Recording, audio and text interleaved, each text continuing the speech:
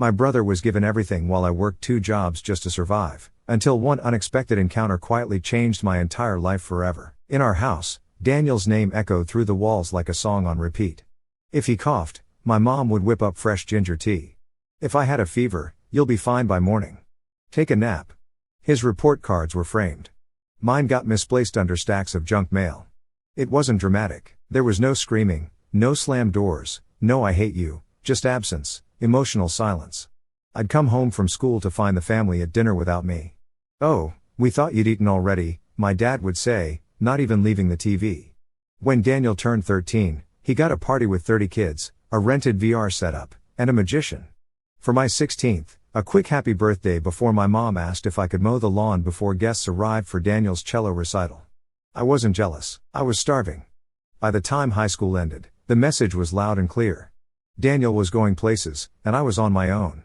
He got accepted into a private university. My parents celebrated like he'd won an Olympic gold. Me? I quietly enrolled in community college and picked up my second job. I didn't even tell them. Mornings, I stocked produce at a grocery store. Evenings, I delivered pizzas with a half-broken GPS and a leaky soda bottle rolling under my seat. I became best friends with parking lots. Nights when I couldn't afford the gas to get home, I'd curl up in the back seat of my dented Civic, hugging my backpack and trying to ignore the buzz of mosquitoes and the ache in my lower back. Still, through all that, the exhaustion, the isolation, the skipped meals, I held on to something irrationally hopeful. A dream. I'd stare at street lights through foggy windows and picture a future, one where I had a real job, maybe an apartment with peeling paint but working heat, and a dog that didn't care about my bank account. I wanted peace more than success. But success wouldn't hurt. I kept grinding semester after semester. My grades weren't bad, but between shifts and sleep deprivation, they weren't stellar either. I never expected a miracle. I never thought anyone would save me. Then came the weirdest Tuesday of my life. I was halfway through a shift, double parked outside a dentist's office, balancing a pepperoni pizza in one hand and a 2-liter in the other, when a sleek black BMW rolled up behind me. The window slid down, and I saw a face I hadn't seen in almost a decade. "Michael," the man said, squinting. He looked like an older version of a family photo, same jawline, same eyes as my dad, but with better shoes. It was Uncle Rick, the rich one, the one who my parents always said was too arrogant for his own good and probably cooking the books. He hadn't shown up to a holiday dinner since I was 12. I blinked at him, standing there in my grease-stained polo and name tag. "Uncle Rick," I said, shifting the pizza box awkwardly. He leaned back in his seat, whistled, and laughed. "Well, damn, you're all grown up. You delivering now?" I nodded, cheeks burning. "Yeah, just part-time." His smile faded just a bit. "This your main gig, or?" I shrugged. "2 jobs plus classes." Rick stared at me for a moment, then reached into his wallet and handed me a business card. "Come see me tomorrow," he said. Seriously. I didn't know what was happening yet, but it was the first time in years someone looked at me and didn't see a disappointment. The next morning, I stared at the business card like it was some kind of trap. It was heavy, thick card stock, the kind you only see in movies or LinkedIn brag posts. Rick Carlton, founder and CEO, Stratex Holdings. It looked like money. Part of me expected him to ghost, or maybe it was a joke. But something in his voice yesterday had sounded real, curious, maybe even concerned.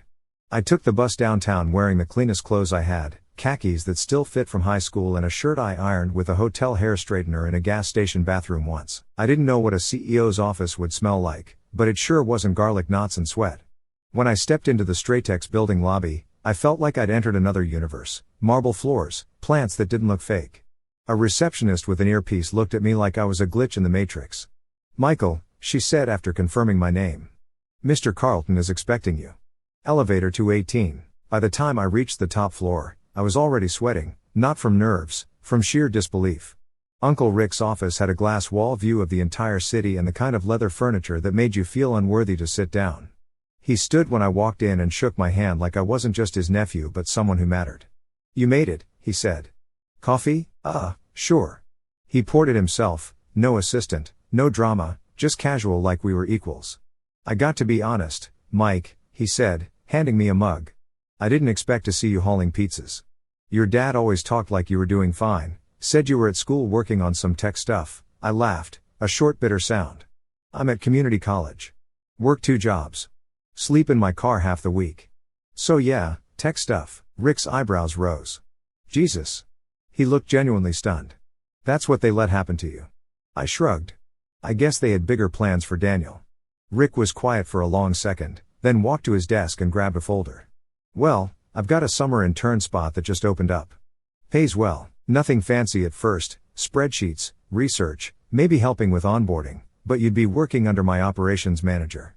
Learn fast, show initiative, and I'll open bigger doors. I stared at him, unsure if this was some elaborate hallucination. Why are you doing this? Rick leaned back, expression soft. Because when I was your age, your grandfather did nothing for me. And I promised myself if I ever saw someone in the family being treated like I was, I'd do the opposite. That hit harder than I expected. No one had ever stood up for me, let alone a relative who barely knew me anymore.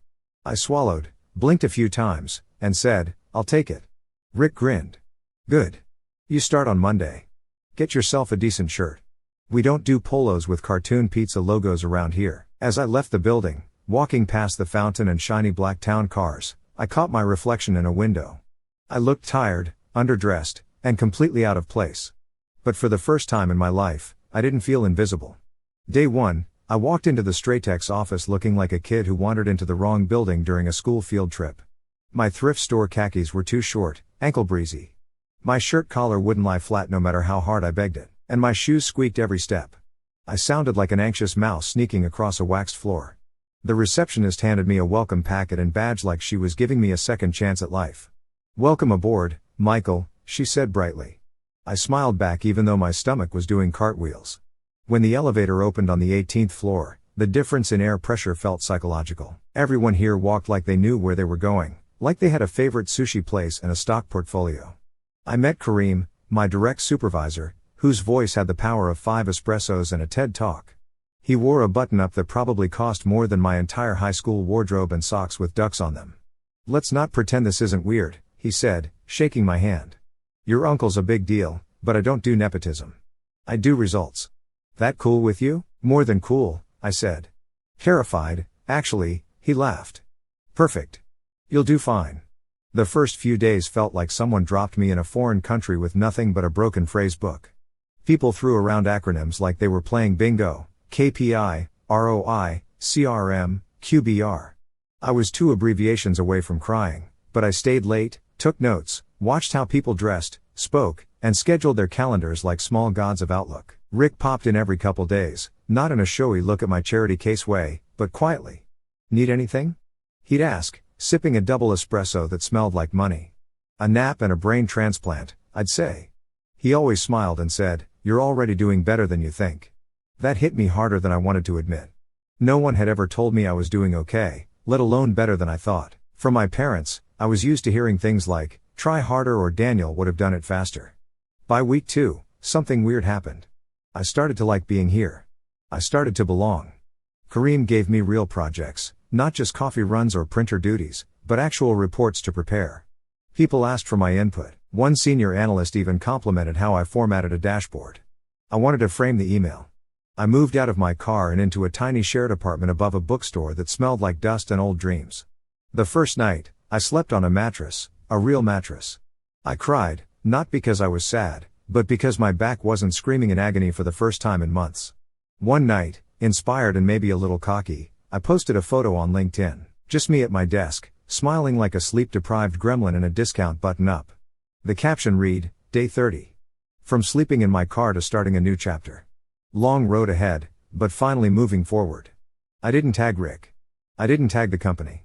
Just a simple quiet win. The algorithm had other plans. It went modestly viral. Apparently, people love a good underdog story. A recruiter commented. A former professor messaged me. A stranger offered to buy me lunch just to hear the rest of the journey. But the message that made my heart freeze was a text from my mom. Michael, is it true you work for Rick? We saw your post. Why didn't you tell us? I stared at the screen like it had insulted my ancestors. Then the second message, Daniel's asking. He feels really hurt that you didn't share this with us. Right. Daniel feels hurt. However, would the world survive? I didn't answer, not yet. I was still trying to figure out how I felt and whether they actually missed me or just missed what I was becoming. The day after my mom's Daniel feels hurt text, I got a friend request from her on LinkedIn. She hadn't acknowledged my existence on social media for years. Her profile still had one of those default gray silhouettes and a bio that said, "Proud mother of Daniel Blueheart." No mention of a second son. Then came the messages. "So proud of you, sweetheart. We always knew you had potential. You should come for dinner soon. It's been too long. Daniel just launched his campus app. You two could work together. Maybe pitch it to your uncle." That last one made me laugh out loud, like full-bodied wheezing laugh.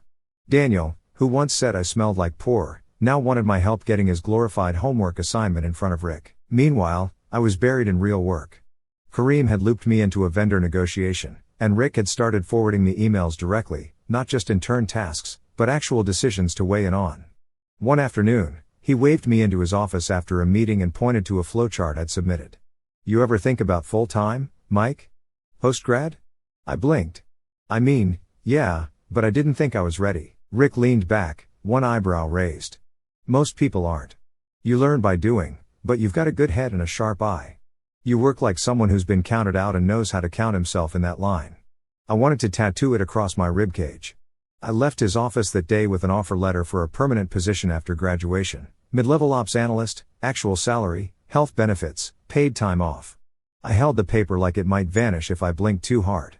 The next weekend, I went back to my old grocery store, not to work, just to remember. I bought a soda from the vending machine in the break room and sat where I used to cry between shifts, staring at my name badge, wondering if I'd ever be more than a placeholder in someone else's success story.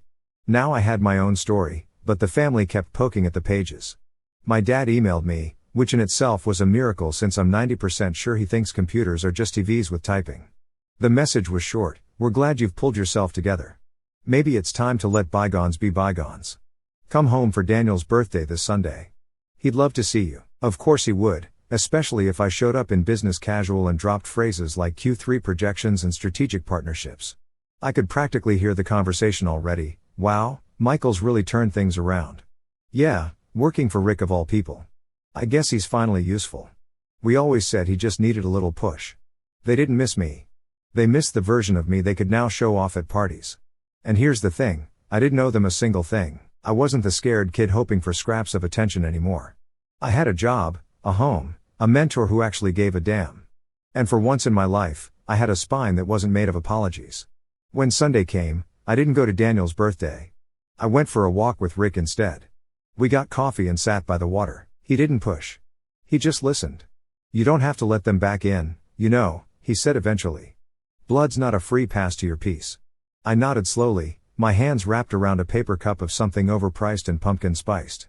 "I know," I said.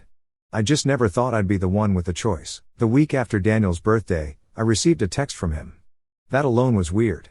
Daniel had barely acknowledged me outside of group family chats, the kind where I was usually the only one who didn't get a reply. His message was civil: "Hey man, long time. Saw your post. Proud of you. Would love to catch up sometime." I stared at it for a long time. No typos, no emojis, just that quiet, calculated tone of someone who was about to ask for something. I didn't answer right away. 2 days later, he followed up: "You know, I've been thinking maybe we could grab lunch. I'd love to hear how you got in with Uncle Rick. You always had a good head for systems stuff." That part made me laugh. Daniel used to say, "I don't do spreadsheets. That's Mike's thing," in the same tone someone might say, "I don't do math." Now he was calling me a systems guy. I asked Rick about it over coffee. "He's reaching out," I said. "Should I respond?" Rick stirred his espresso and gave me the kind of look therapists probably charge $200 an hour for. "Do you want to?" he asked. That was the hard part. A year ago, I would have said yes in a heartbeat. I'd have crawled through glass just to hear Daniel say something nice. But now I could hear the gears turning behind his words. "I think he wants something," I said finally. Rick nodded. "Probably. People don't like watching someone they underestimated succeed. Makes them uncomfortable." I didn't reply to Daniel. I didn't need to, but the silence didn't last. A week later, my mom called. This time, it wasn't just polite curiosity. Her voice had a rehearsed tone, like she was trying to sound casual and innocent but kept tripping over her own intentions. "So," she said, "your father and I were talking, and we just think it's amazing how far you've come. You've really grown up, Michael." "Thanks," I said cautiously. "And well, Daniel's startup is entering this crucial growth phase. You know, he's built such a brilliant app. It connects students to freelance gigs in real time. It's just so modern. Anyway, He's looking to pitch it to real investors. And since you're working with Rick. There it was. I let the silence hang. I don't make investment decisions, Mom. Oh, of course not. But you could, mention it to Rick. Just pass it along. Family helping family. Family helping family. The same family that once forgot to pick me up from school because Daniel had a dentist appointment. The same family that told me to figure it out when I couldn't afford textbooks. I ended the call politely. Then I put my phone on silent and stared out my apartment window for a long time. I was tired, not in the physical way I used to be, running on 3 hours of sleep and 2 jobs, but tired of being treated like an asset now that I had value. At work, I was thriving. Kareem trusted me with a vendor onboarding project that directly impacted our Q4 operations. I presented in a meeting for the first time, me, the guy who used to sweat through his shirt just asking for time off at the grocery store. But at home, if I could even call it that, the emotional math hadn't changed. I was still a tool, a connection, a means to an end. That night, Rick called me for once. I've got an invite to a private networking event this Friday, he said. Small group, founders, investors, a few ops leads. Want to come? I hesitated. Won't I be out of place? You're already in the room, Mike, he said. Time to stop standing in the hallway. I stood in front of my closet, a laughably small one, trying to decide which shirt made me look like I didn't accidentally wander into a millionaire mixer off the street. The only thing hanging that didn't scream and turn at Best Buy was a charcoal blazer Rick had gifted me a few weeks earlier. It still had the tags on. I'd never had anywhere worthy enough to wear it until now. The networking event was held at a rooftop venue downtown, the kind of place with champagne that tastes like wealth and tiny hors d'oeuvres you need a translator to pronounce. Everyone looked like they were either about to close a merger or steal a spaceship. Rick met me at the elevator looking sharp.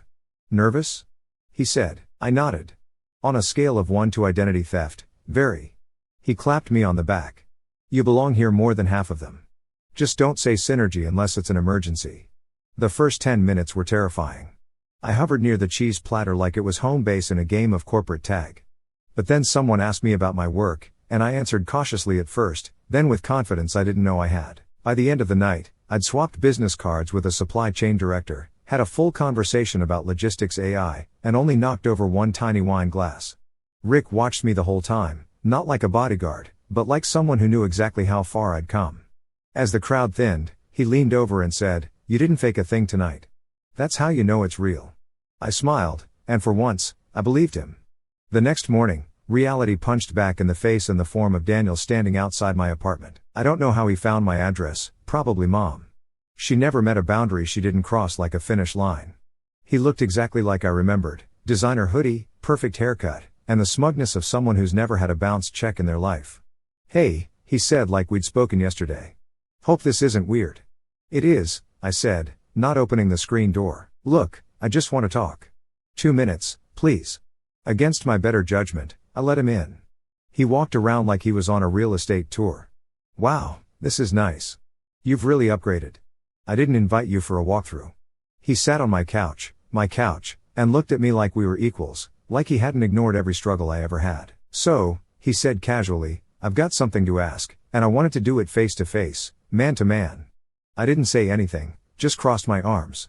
"My app, Freelance Link, it's getting traction, campus buzz. We're beta testing next month. I want to pitch it to Rick, and I figured, since you're in the loop, maybe you could grease the wheels a bit."